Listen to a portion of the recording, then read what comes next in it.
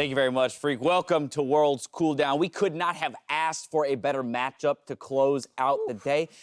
But the way in which that game ended, in an instant, split-second decision-making out of RNG, let me with the engage in a game where it looked like Samsung might be finally wrestling full control away from them and might get their first victory on the world stage. Yeah, and RNG has really good teamwork because that was a very well-executed split push by Gen.G for so much of the game.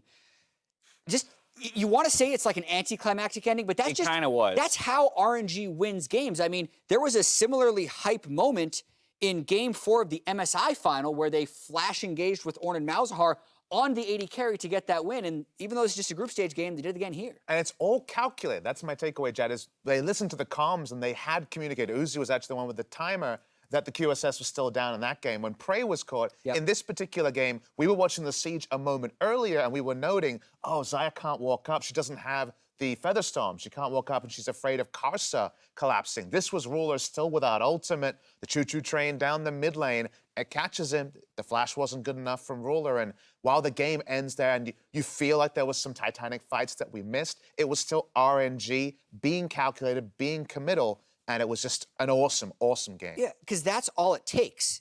Gen.G had done so much. So much good. To get to that point. They had weathered the storm, it felt like, from the Frozen Heart Thornmail Scion that was going to be unkillable with Lulu as your only magic damage, and made it to that point where Ruler was strong and they had sideway control, but RNG just had to land that one play and the game was over.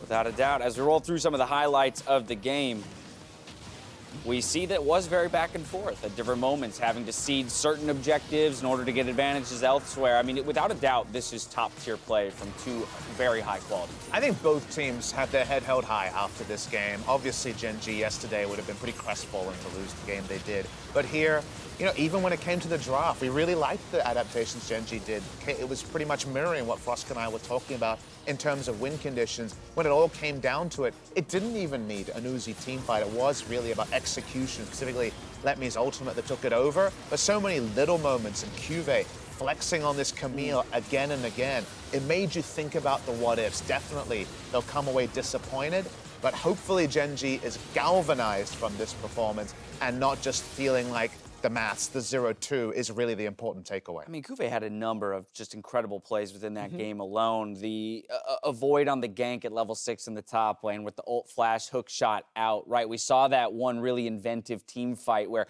things looked bad in the mid lane, but here's Cuvée down, you know, in the red side jungle, just kind of one-man army to salvage it. I mean, just I love watching him in the world's buff. I know, very true. Across all of that, though, Uzi still had over 400 CS at 32 minutes.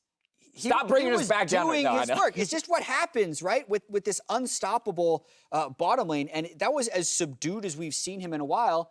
And like I said, he still had 400 CS at 32 minutes. He had 400 CS, but he wasn't leagues above Ruler in terms of team fights. It wasn't a game where you said, it was Uzi's contribution over Ruler that actually got the victory compared to, say, Asia games, where I know a lot of our viewers didn't get to see it, but that was Uzi just executing better than Ruler. This was a lot more even though Uzi got the farm.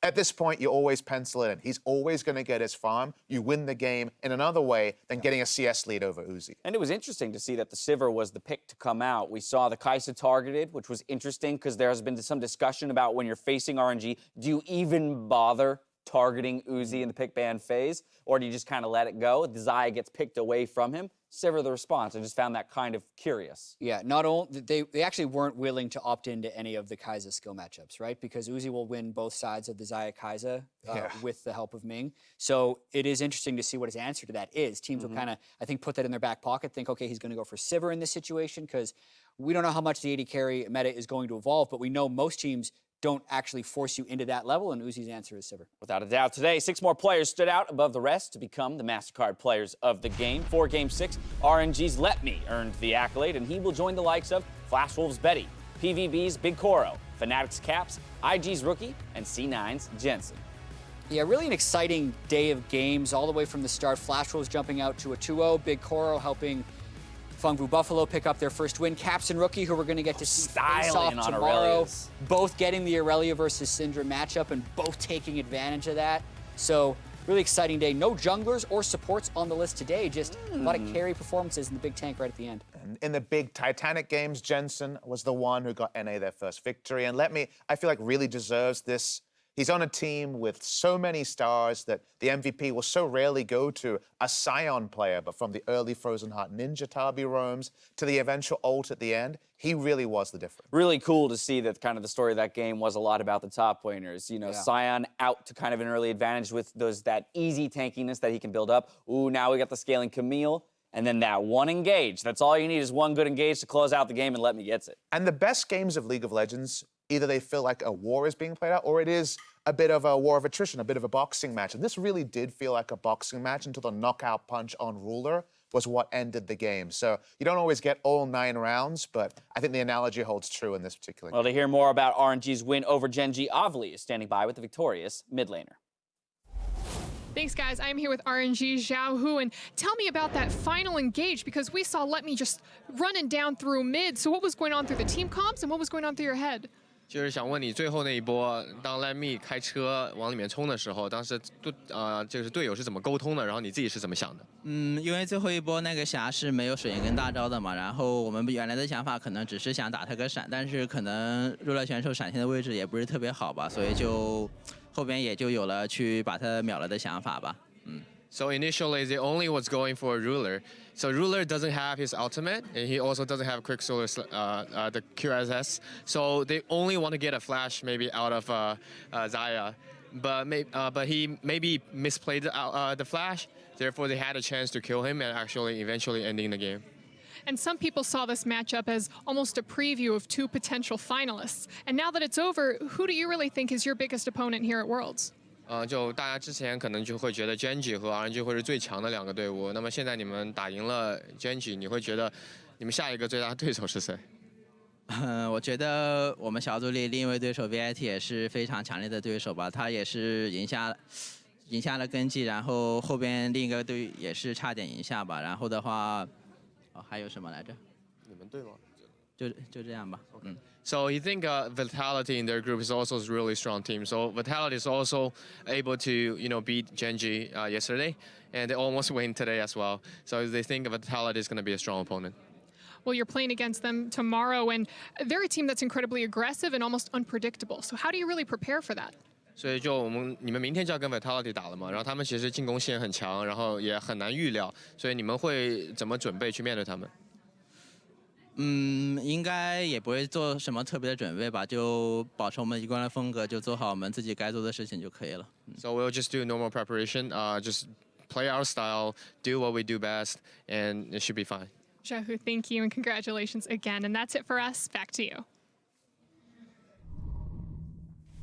Thank you very much, Avli. Looking forward to that Vitality matchup tomorrow. Says, hey, normal prep. We can't, let anything get into our heads. If we keep doing our jobs the way they have been done, we'll keep coming away with the victories. But if we pull up the standings, we see that in Group A. Flash Wolves are on top. And the Freak of Freaks of all teams are at the bottom at 0-2. Followed by Group B with Royal Never Give Up in first, followed by Cloud9 and Vitality at 1-1, leaving reigning champs Gen.G winless. Group C returns tomorrow, and Group D started groups with Fnatic and Invictus Gaming each picking up 1 win. Of course, this was very interesting to see, but I also wanted to break things down regionally, just get a sense of how each region is performing here at Worlds, so we ranked them. LPL sits undefeated at the top, the only undefeated region remaining at Worlds. And the LCK, which I'm here representing 1-4 down the bottom, and this is definitely the scoreline I look at, and I think a lot of people will look at, and plenty of sneering will be done. But if you talk about the 1-2 yesterday into the 1-4 today, we still saw the Korean teams really level up their performance. So even though the numbers are worse, I still come away with a lot of optimism today, even if the Korean teams didn't come away with any victories. Yeah, I think it's absolutely insane that Korea is sitting at 1-4. You do have to keep in mind that their #1 seed has only played 1 of those games, and it's the other 2 that have gone 0-2. But even that is crazy in the way that it's happened, because aside from Gen.G, if we look at pick-em percentages, I don't have them, I would imagine that both the Freak of Freaks and KT Rolster are expected to be clearly #1 in their group. Yep. But we have a I don't think that has ever happened before in World's history after 2 days to have them the lowest in the regional record. Right. Neither of you have a Korean team missing quarterfinals, right? I don't believe I do either. That hasn't happened since 2013, right, when the group format was different. There were more teams in the group and only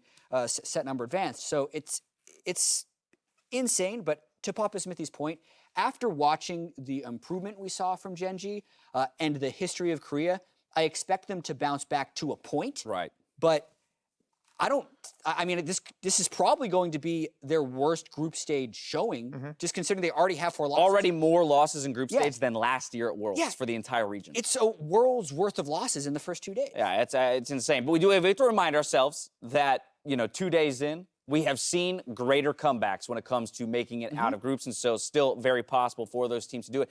Outside of a maybe disappointing start for LCK, what's maybe a nice surprise that you guys between regions, obviously EU LCS doing well, but LMS showing up in the Flash Wolves? LMS and the EU LCS. I really want to track to see if Flash Wolves can actually become one of the world's powerhouses. It's too early to say after 2 games, but the fact that they are 2-0, look so convincing against Africa. You wonder if they could be a 6-0 group team. We saw at the top of the day, only 3 teams have gone 6-0 in this group stage in the last 4 years. So that's what I'm tracking, and the EU LCS has done great as well. To me, it's how glass half full this Worlds is, because the only 2-0-2 teams are Gen.G and Africa. The 2 Korean teams, the only teams to have lost twice. We had PVB win today, which was a bit of a surprise result given their performance yesterday.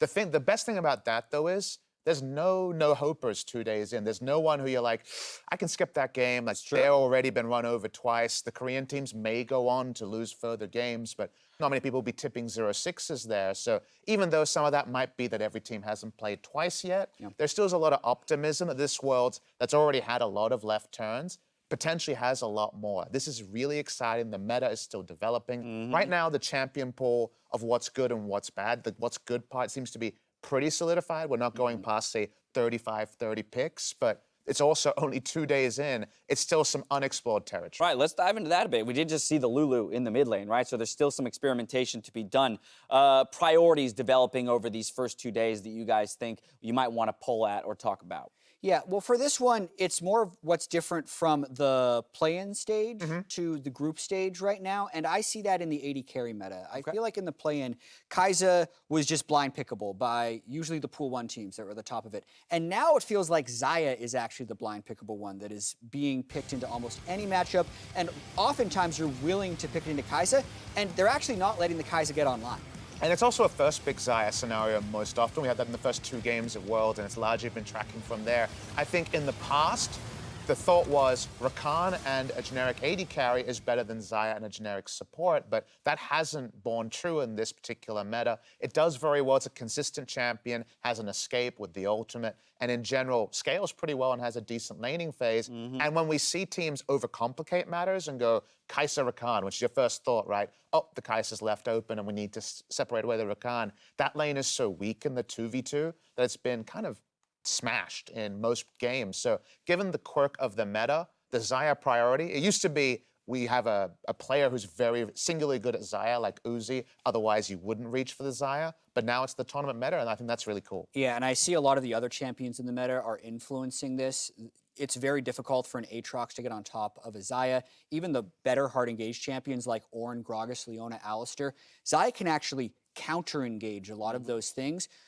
And still does large DPS. So those are things that Kai'Sa can't necessarily do in the late game team fight. So comp dependent, you could argue that Xayah can be better late. Even in that final interview there with Xiaohu, he kind of talked about that final engage, knowing that Xayah's ultimate was down, and was an QSS. attempt to get the flash. Yeah. Right? They knew they still had one more defensive spell to get through before they could really capitalize. Yes, a misplay on the flash may have helped them out there. But again, it'll be very interesting to track champion priority as it, evolves throughout the tournament. We've seen things change late into the knockout stages in previous tournaments, and so I'm sure there is still plenty to come. One matchup that I wanted to isolate in tomorrow, we talked about IG versus Fnatic, as these teams only played their first game today.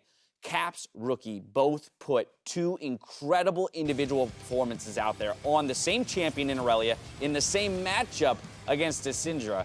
How do you guys feel about the way these 2 players are going to match up tomorrow against each other? You couldn't have wrote it better in the fact that they were the 2 highest ranked mid laners on our top 20 players at World list. And then we got like a scientific experiment. Yeah. We both played Aurelia versus Syndra. That's about as isolated as you get in League of Legends, even if the jungler matchups were a little, different. yeah. Like, today, Caps would have played better because of the 5 solo kills, but Rookie had a hell of a game. We couldn't control all the variables, so the scientific experiment probably can't publish it in a journal yet, but we're close, which is important. Right. My Definitely takeaway with I'll these start workshopping it, and we'll see what we can do. As long as I get my name on there, I need to be gotcha. published. I But gotcha. my big takeaway with Caps versus Rookie, apart from, man, isn't this going to be awesome, and also the fact that we got that, is I look at Caps, this very aggressive player, and he actually reminds me of someone. And I was sitting there thinking, who is it?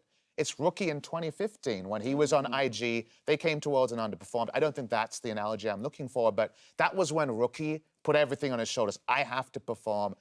My team be damned. I'm going to do it myself. And I think Caps is still in that phase. He's still very much at the start of where he'll end up. I think while Rookie still has a flair for the dramatic, he loves the Yasuo, he loves the sick outplay, it took 3 or 4 years for him to understand the defensive side, to understand the team side, to not just look at his lane and look at the whole. And I believe that Caps certainly is on that road. But I think tomorrow, if we get a skill matchup, we might see that experience edge that Rookie has end up being so pivotal, because I don't think he's going to open himself up to a jungle gank or a potential outplay as readily as Caps might. Yeah, for as aggressive as IG is, having the highest combined kills per minute of teams coming into Worlds at 0.92, I do feel like Caps on an individual level is a slightly more risky player. Okay. And that can go either way. It can give you the very small advantages if you don't have vision of a jungler and he's not there, but it can also break your back if he actually is there. So I hope we get a skill matchup. Yes. There's also a chance that someone just blind picks Sion and completely dodges the whole situation, but I really want the skill matchup for this game, please. Here's a question. Rookie is the first player in the summer season recently who's been blind picking Syndra. He beats the Yasuo, he beats a lot of other skill matchups. Let's say they're blue side. I'm not 100% clear. Let's say they're blue side. He locks in Syndra and Aurelia's up. Does he Aurelia. take it? 100%. Take Cap Aurelia. takes that. But it's so suspicious given they both just played it. The jungler it is suspicious. You know what I mean? I know You know what I what you mean? mean. That is but some you next just got level 5 stuff. solo kills on knew the it. world stage the day before in the same matchup. You don't not run it back, right? Okay. Yeah, it's jungle Rookie's matchup. ready for that one, baby. Jungle Yeah. matchup as well. If There's so many factors. if the Syndra has the Olaf, maybe you don't do it. Right. That's a good point. That's a Maybe good just point, right? that. There are other things that could sway that decision, though. I think you'll lock it in. Just one of the many marquee matchups that we have here at the World Championships tomorrow. And the teams from Group C will start off the day with Mad Team hoping to take down KT Rollster, followed by Team Liquid looking to best EDG. Caps and Fnatic challenging Rookie and Invictus in Game 3, and 3 more matches before we close out the day. Pop, I see you pointing at the screen. What are you lunging at? RNG Vitality into C9 Gen.G will tell us so much about this group. C9 are coming off a victory. Gen.G are coming off by far their better performance. And then just what will Vitality do? Because it's so clear to them where they're going to be outmatched, but it's not so clear to RNG where they're going to go in the draft in terms of Vitality. Just the fact that we watched that group get drawn and immediately doomed EU and NA, right? Like everyone put them in their grave in that moment.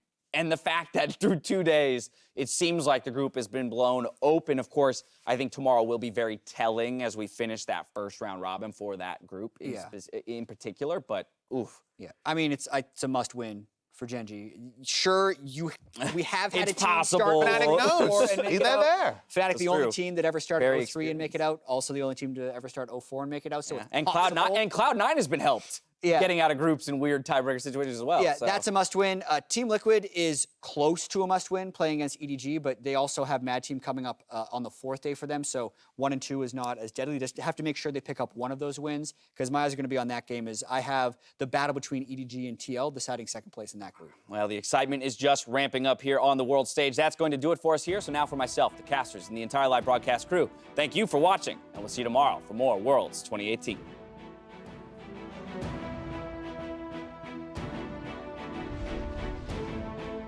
One of the Korean teams will not make it out, at least one. How do you guys feel about that The stage? team that I would be worried about would be the Afrika Freaks. Betty does get the kill. That's King down his butt. Will met the defense. Betty with a double. Gonna make it a triple kill. Shot barging in, basically displaying zone control, but he does pop Kurabeti. Killer Instinct, aptly named as he smashes down the Valkov, and now Kramer retreats to the fountain and still gets obliterated. Afrika was just absolutely dominated, starting out 0-2. What a great stun. Caps looking for it, does put the Vanguard's in. Flash forward, that's a solo kill. Caps does it in style. Caps looking for the solo kill again. In the long run, we will show up to be one of the best teams at this tournament. Holy poggers, man. We're Flash Wolves, we're Flash Wolves. The enemy team is always outplaying my team. Oh, he didn't get the stopwatch. They're not going to get the trade, and they're already on the What a kill, Jizuke. Svensker and Popzonius, but he is certainly going to go down. I have a wall on him. He's dead. Nice. But it's an open Nexus. C9 makes the comeback happen. Are you fine? Yeah, I'm fine. Crack us on both top side. He was on both sides, yeah. Oh. I want to catch top then. Oh, he actually...